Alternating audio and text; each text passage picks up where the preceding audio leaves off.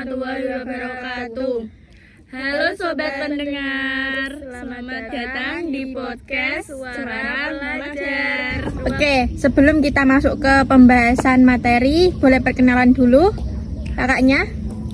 Baik, perkenalkan nama saya Habibah Ratnalfian, sering dipanggil Habibah. Kakaknya? Perkenalkan nama saya Arini Ilma Ramadona, biasa dipanggil Kak Arin. Dan nama saya Askia Nurlaila, biasa dipanggil Aski. Apakah saya boleh bertanya mengenai media sosial?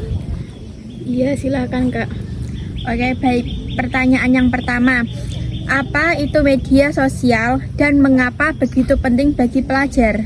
Baik, saya sendiri akan menjawab pertanyaan dari kakak. Media sosial adalah platform digital untuk berkomunikasi, berbagi informasi, dan mencari segala informasi bagi pelajar dan semuanya. Berarti termasuk bisa mencari tempat hiburan, untuk pembahasan materi juga, buat belajar. Bisa juga sih Kak. Oke.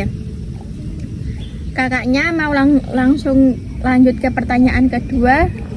Oh iya Kak, lanjut aja. Oke. Untuk kakaknya, pertanyaan yang kedua, siapa yang paling berdampak oleh media sosial? Oh, jadi gini ya Kak, pelajar adalah kelompok yang paling terdampak dalam media sosial. Karena mencari jati diri pelajar itu sangatlah susah. Jadinya kita harus melibatkan kepada sosial media. Oke, itu udah menjelaskan ya teman-teman. Kita masuk ke pertanyaan yang ketiga. Kapan media sosial mulai berpengaruh bagi pelajar? Baik Kak, saya akan menjawab karena saya juga bisa terpengaruh dalam soal kakaknya. Yeah. Saat penggunaan tidak terkontrol, misalnya digunakan berjam-jam setiap hari sehingga terpengaruh saat pelajar ingin belajar. Oke, berarti intinya kita tidak boleh main media sosial berjam-jam. Secara lama ya. Secara lama. Gitu. Kalau secara lama itu bisa menyebabkan otak menjadi goblok, itu ya bisa Kak. Iya, ya benar sekali dengan kalian. Lanjut ke pertanyaan yang keberapa Kak? Keempat ya? Iya, keempat. Pertanyaan yang keempat. Pengaruh media sosial ini di mana paling terasa? Ya paling terasa di rumah, itu disebabkan oleh game, di sekolah, di pergaulan, di tongkrongan, bahkan sama teman pun kita juga memakai media sosial, bahkan sampai lupa kalau kita itu bicara sama teman, kita itu saling kayak sebenarnya kita nongkrong tapi kita gak mendingin nongkrong, malah kita main HP, itu juga berdampak juga ya Kak. Oh, berarti kayak kita lagi kumpul nih ya, bareng-bareng, tapi satu semua anak ini ya, memegang HP, terus bermain media sosialnya sendiri masing-masing. Iya. Oke. Berarti itu sama saja tidak berkumpul ya, Kak? Pertanyaan yang kelima. Menurut kakaknya nih ya, mengapa media sosial punya dampak yang besar?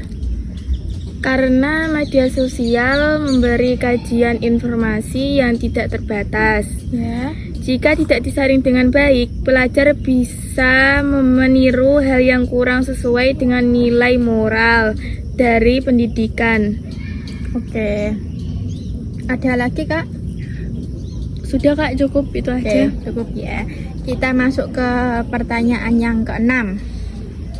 Bagaimana cara pelajar menyikapi media sosial dengan bijak?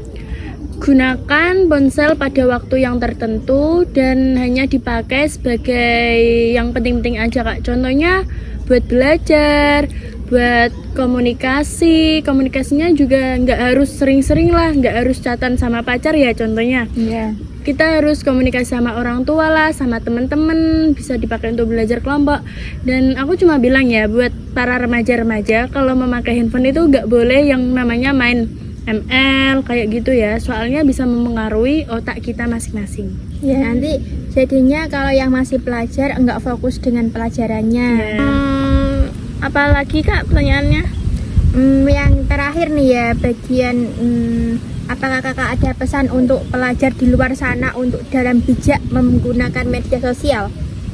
Ada sih banyak. Seharusnya kita bijak-bijak memainkan HP dan jangan terlalu memakai HP ya. Kita harus konsisten belajar, jangan suka main HP terus. Soalnya itu bisa membuat kita gak fokus sama belajar kita. Soalnya kan kita anak pelajar ya, jadi kita harus fokus belajar dulu, jangan main HP. Berarti intinya kita harus bisa mengontrol Betul, ya. dalam penggunaan HP, media sosial dengan lebih baik ya. Iya, Kakaknya? Dari video kami nggak harus pelajar yang bisa melihat video kami. Bunda-bunda yang mempunyai anak juga bisa melihat video kami, dan bunda-bunda bisa mengurangi dari anak-anaknya untuk jangan terlalu memegang HP keseringan. Ya karena di zaman sekarang ya anak-anak kecil itu udah pada dipegangin HP untuk main HP untuk melihat video yang ada di YouTube. Nanti bisanya ketergantungan ya. Nanti bisa menjerumuskan juga ke anak kalau udah sedikit dewasa. ya biasanya itu apa ya, kayak pertumbuhannya itu lambat, kayak bicaranya itu lambat gitu loh. Jadinya jangan sering-sering main HP, khusus anak-anak ya. Jadi selesai kan Kak videonya? Ya kita tutup ya dengan bacaan alhamdulillah dulu ya Kak. Alhamdulillahirabbil alamin. Terus Jadi video dari kami, jika ada kata yang tersinggung dan salah pengucapan dari kami mohon minta maaf sebesar-besarnya. Dan ambillah kesimpulan penting dari video kami yang dapat diambil dari anak seorang pelajar.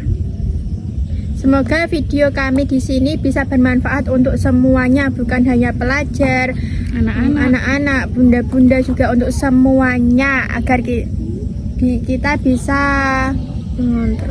mengontrol penggunaan media sosial dalam kehidupan sehari-hari. Iya Kak. Sekian dari kami. Wassalamualaikum warahmatullahi wabarakatuh. Bye bye.